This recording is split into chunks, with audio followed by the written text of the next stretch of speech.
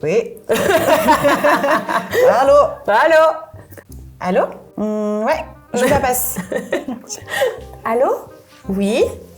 Allô?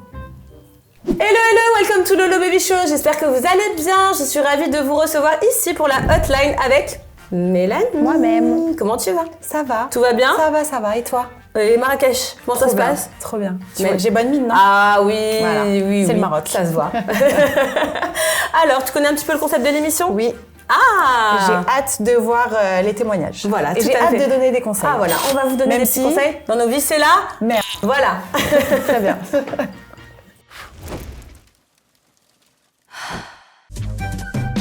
Hello, alors du coup moi j'ai 20 ans et en gros je suis en relation à distance depuis pratiquement 2 ans avec, en fait c'est ma première relation donc c'est avec mon premier amour et je l'aime énormément mais je me demande si notre relation elle est vraiment saine parce qu'on on s'embrouille pas en fait tant que ça mais genre quand on s'embrouille hyper fort, enfin souvent il me quitte, il va me bloquer de tous les réseaux, même me ghoster pendant plusieurs jours jusqu'à ce que lui ait décidé que ça allait mieux et qu'il allait revenir.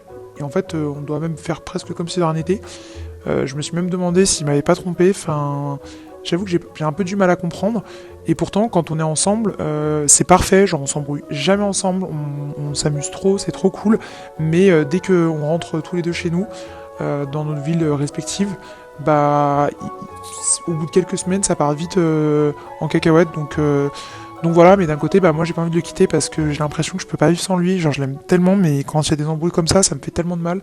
Donc je sais vraiment pas quoi faire, je suis grave perdu. Bichette. Relation à distance, déjà, c'est pas évident. Je pense que j'aurais jamais assumé. T'en as jamais eu? Jamais. Jamais. Peut-être quand j'étais petite, je me rappelle, j'avais rencontré un chéri au Périgord. Ouais. Je devais avoir 8 ans, on s'est écrit des lettres d'amour pendant quelques jours. Mais non, les relations à distance, c'est trop compliqué. Ouais. Je pense que c'est... La preuve, elle Ouais, le dit, quand ils sont ensemble, franchement. tout se passe bien, et quand ils sont loin, tout se passe mal. Franchement, c'est dur. Après, franchement, le coup de je te gosse pendant 3 jours, je suis désolée, mais moi, ça, j'accepte pas. Tu sais, c'est quoi ça? C'est qu'il a besoin d'attention parce qu'il est dans le mal quand elle est pas là et qu'il a besoin de lui rappeler « J'existe !» Tu le vois comme ça, toi? Moi, Non, je le vois moi, comme je le ça. vois, en fait, quand j'ai envie d'être avec toi, je suis là, et quand j'ai pas envie, je te gosse pendant 3 jours, et puis je peux faire mes trucs de mon côté. Si c'est ça, alors qu'il se casse. Ouais, franchement, tu sais quoi, ma chérie, déjà, un mec qui te gosse pendant 3 jours, alors que t'es en relation avec lui, je suis désolée, mais c'est qu'une Ouais. C'est-à-dire que tu ne sais pas ce qu'il fait pendant ces 3 jours-là, et à un moment donné, il faut un petit peu arrêter d'être naïf, dans le sens qu'un mec, pendant 3 jours, sans te donner de nouvelles, un mec, s'il est vraiment amoureux de toi, il te parle. Il te donne des nouvelles. Il essaie de s'intéresser à toi, à ce que tu fais, ce que tu ne fais pas. Si pendant 3 jours, il te donne pas l'heure... Puis au bout de 2 ans, ce serait peut-être bien d'arrêter cette distance. Ouais, c'est ça. D'avancer. Ouais, essaye peut-être de lui mettre un ultimatum sur sa façon de faire déjà, parce qu'en fait, il prend un petit peu la fuite quand ça ne lui plaît pas, quoi. Il gosse pendant 3 jours, donc ça, déjà d'une ultimatum. Savoir ce que tu vas faire ou pas dans ta vie avec lui. Et essaye de pas y retourner quand il te ghoste aussi. Ouais, pour lui c'est faire ça, les pieds quoi. et qu'il arrête. Parce que si... Ou sinon, ghost-le, toi. Si à chaque fois qu'il ghoste, tu retournes, forcément, il va le faire à chaque fois. Un petit peu d'attention. Lui, ça lui donne du zèle, tu vois. Ouais, c'est ça. Et après, pas. ça raconte, et après, il te mène par le bout du nez. Donc, girl power, s'il te plaît. Fuis.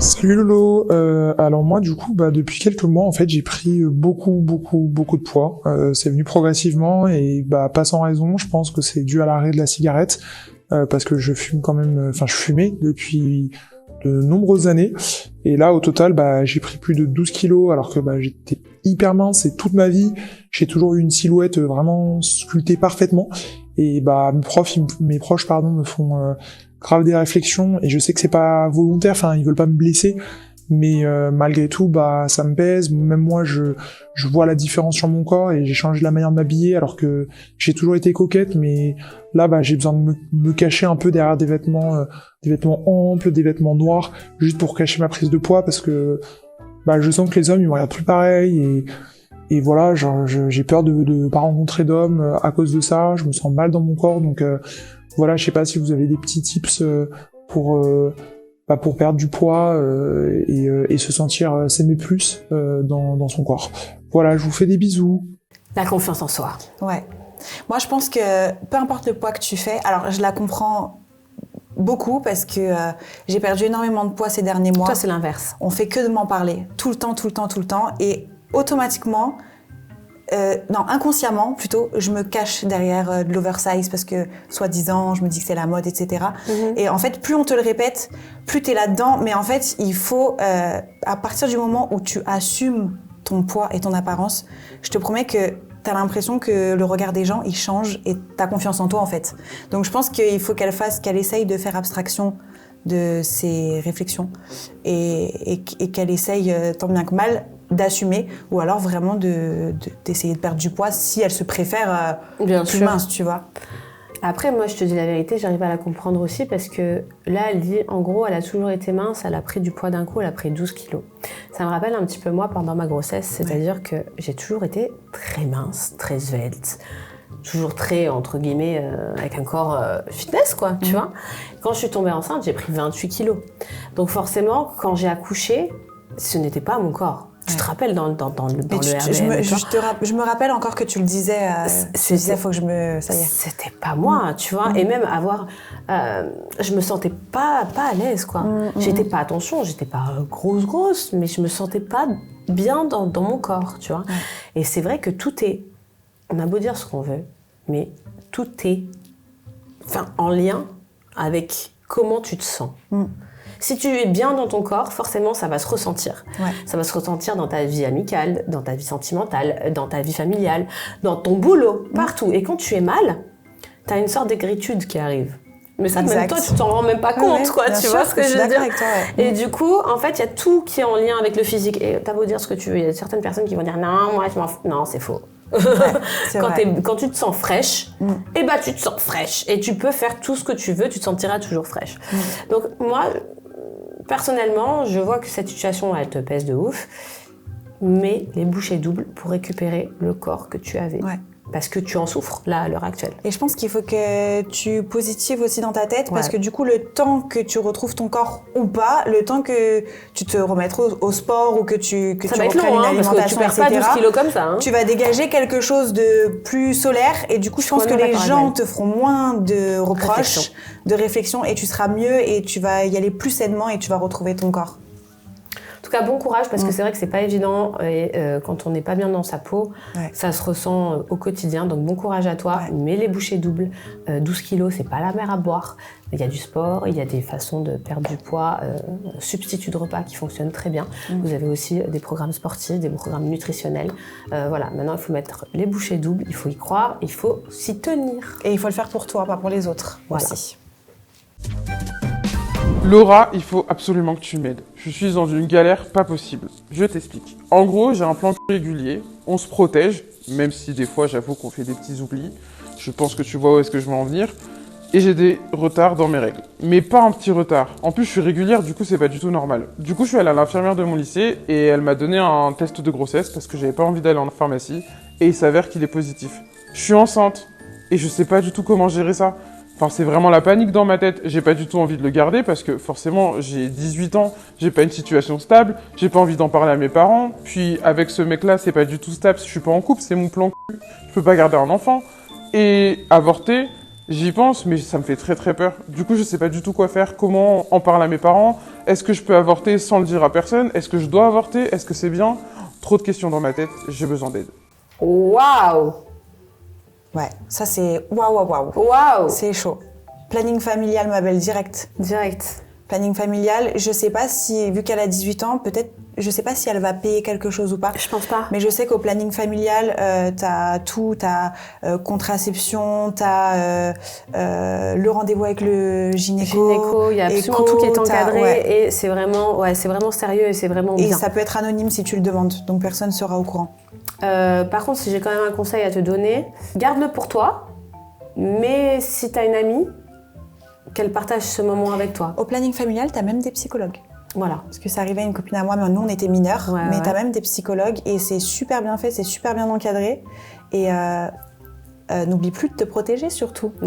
Parce que les boulettes comme ça, fais gaffe, les avortements, c'est chaud pour la suite après. C'est chaud. Franchement, c'est chaud. Et puis en plus de ça, mine de rien, c'est quand même un traumatisme. Et ça, il faut quand même le souligner. C'est-à-dire que ça va te marquer. Les avortements, c'est à vie qu'on les garde dans la tête. Enfin, moi, personnellement, j'en ai subi un et ça m'a... franchement, je te dis la vérité, ça m'a beaucoup peiné. J'avais fait une vidéo YouTube là-dessus d'ailleurs, parce que j'avais justement envie d'ouvrir un peu cette fenêtre vachement fermée sur l'avortement et le fait que beaucoup de femmes le cachent, etc. Mais on oublie que, en fait, un avortement, c'est super traumatisant. Ah bah j'imagine. C'est pour ça le fait que je te dis, fais-le, parce que tu ne te sens pas du tout d'avoir un enfant maintenant et en plus de ça... Heureusement qu'elle est sûre de ce qu'elle veut, voilà, qu'elle n'est pas entre deux. Ça, c'est tant mieux dans ta tête, mais en soi, n'y va pas seule. Parce que c'est pas une partie de plaisir et souvent on oublie de se dire voilà, c'est pas grave, je vais me faire avorter. Non, en fait, c'est pas du tout une partie de plaisir. C'est une solution médicamenteuse ou une solution directement. Il faut qu'elle le fasse vite parce que comme ça au moins elle passe pas par l'aspiration. Donc, et tout ça, c'est un traumatisme pour le corps et pour la femme. Donc, et en plus de ça, mine de rien, on n'oublie pas toujours cette petite pensée pour toutes les femmes qui ne peuvent pas avoir d'enfants. Donc du coup, tout ça, il faut vraiment que tu l'imprègnes dans ta tête pour que la prochaine fois, tu prennes tes précautions. Et pour toute la team plus jeune qui nous regarde, l'avortement, c'est pas quelque chose d'anodin. Hein. Et donc tout ça, faites attention et surtout, voilà, dis-toi que c'est la bonne solution pour toi maintenant parce que tu es beaucoup trop jeune et t'as pas la situation pour. Mais protège-toi pour la suite. Et bonne chance. Salut Laura, alors je t'envoie un petit témoignage en vocal comme t'as demandé. J'ai 33 ans et je viens tout juste de me séparer il y a quelques mois de mon ex, avec qui je suis restée 6 ans. Alors en 6 ans, il n'y a pas eu de projet concret parce que c'est quelqu'un qui est très carriériste, qui pense beaucoup au travail, qui a peu de temps pour moi. J'avais peu de temps pour moi, c'est un peu pour ça que j'ai pris la décision de me séparer de lui. J'ai bien réfléchi et j'en pouvais plus de voir nos projets stagner et ne pas avancer. Et surtout, j'ai une envie de devenir maman. Et j'ai surtout une inquiétude avec l'horloge biologique qui avance, qui tourne. J'ai 33 ans, j'ai toujours pas d'enfant, tout le monde me met la pression même sans le vouloir. Moi j'ai une grosse pression qui ne fait qu'augmenter. Donc effectivement c'est pour ça un peu que je l'ai quitté aussi. Mais le truc c'est que je veux pas non plus me précipiter, je veux pas avoir un enfant avec n'importe qui. Donc j'ai peur de vite arriver à 40 ans et me retrouver sans enfant et ne pas réussir à en faire. Avoir des difficultés pour tomber enceinte. Donc je voulais savoir si vous avez des témoignages un peu similaires et si vraiment c'est inquiétant à 33 ans de ne pas avoir d'enfant ou si tout est encore possible. Et ça me stresse un petit peu. Voilà. C'est dur ça. Pression sociale. Ouais, ça c'est très dur. Déjà là, on est pile poil dans la pression sociale. C'est-à-dire que, en gros, maintenant, si t'es une femme, t'as plus de 30 ans, t'es pas mariée, t'as pas d'enfant, on va te foutre la pression. Ah, mais t'as pas d'enfant. Oh là là, il n'y a pas d'enfant. Et maintenant, détendez-vous, en fait, le monde a évolué. Ouais. Dans le sens qu'une femme peut tomber enceinte plus longtemps, vers 40 ans. Il y a plein de femmes qui ont des enfants à 40 ans et ça se passe très très bien. Donc arrêtez de vous foutre la pression par rapport aux gosses.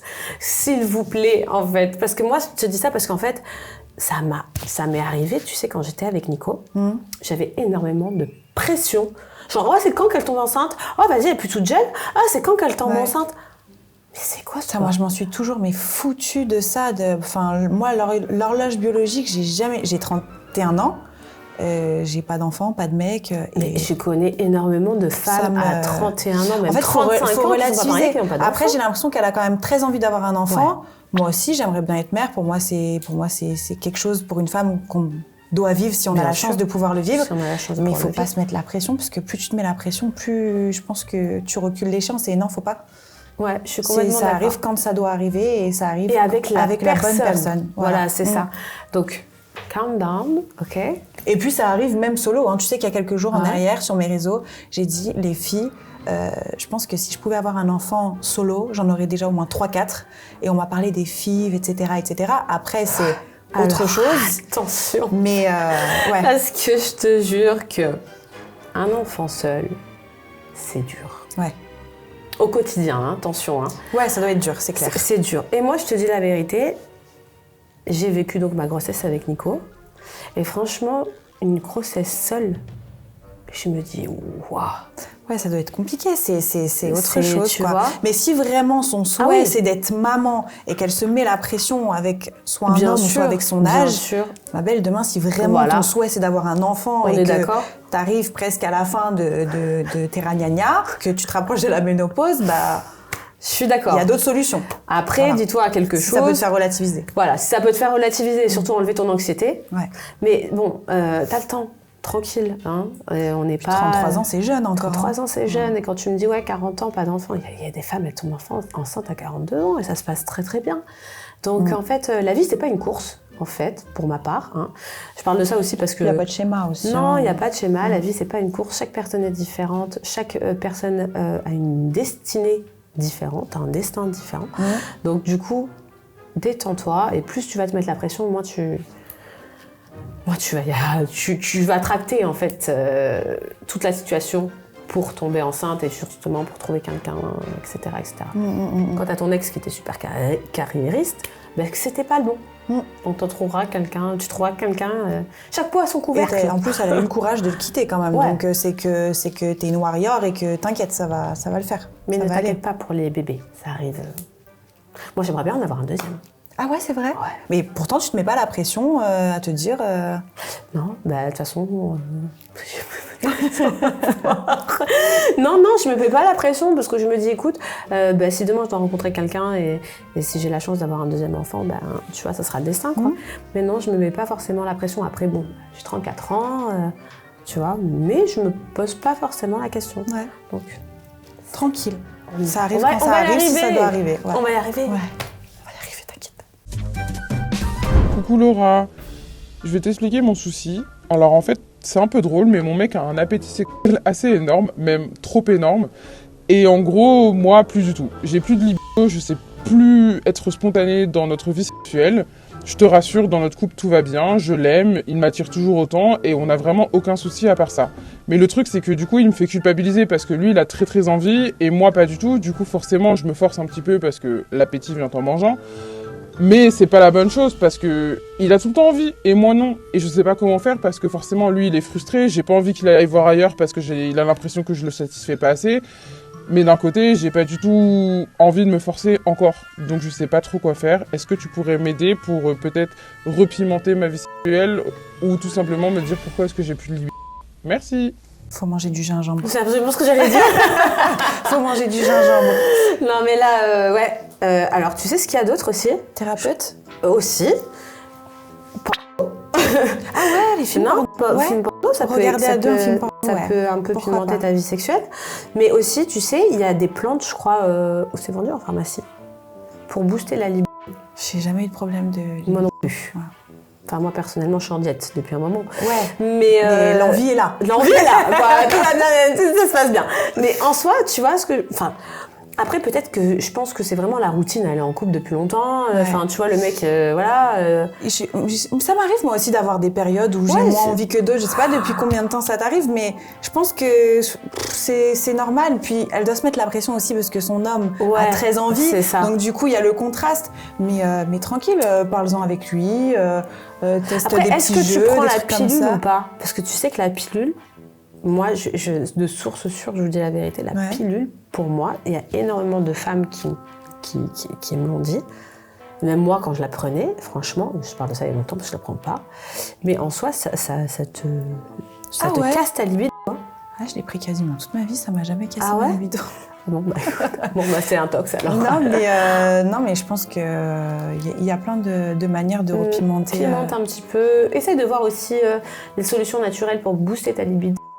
Et puis, porno, etc., etc. Mais je crois que même dans les sex shops, ils vendent des petites gouttes aphrodisiaques. Ah, je sais de quoi tu parles. Tu vois ce que je veux dire? Il y en a de partout au Mexique. Quand je suis partie au Mexique, il y en avait de partout dans les pharmacies et tout.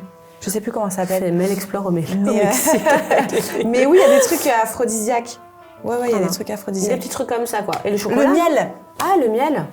Enfin, pas le miel des abeilles. Hein. Ah. Si, c'est peut-être le miel des abeilles, mais c'est mixé avec un autre truc. D'accord. Et ça te fait monter ta libido. Genre. Ouais, ça doit être un truc comme ça. Bon, bah voilà. Mais ouais. Renseigne-toi d'une façon naturelle de booster ta libido porno. Et puis, surtout, n'hésite pas à en parler avec ton mec. Hein. Parce que bon, après, il faut pas le brusquer non plus, parce que sinon, on va croire que t'as plus du tout envie de lui. Mais de lui faire comprendre que peut-être, il faut peut-être innover un petit peu certaines choses. Ouais, c'est peut-être qu'elle s'est lassée, que tu t'es lassée aussi de... Et ça change rien avec l'amour que tu peux lui porter. Hein. Mais communication. C'était Lolo Baby Show, merci beaucoup de m'avoir donc suivi. N'hésitez pas à activer la petite cloche bleue, mettre un maximum de commentaires, vous abonner à la chaîne. Et c'était Mélanie avec moi. Merci Laura.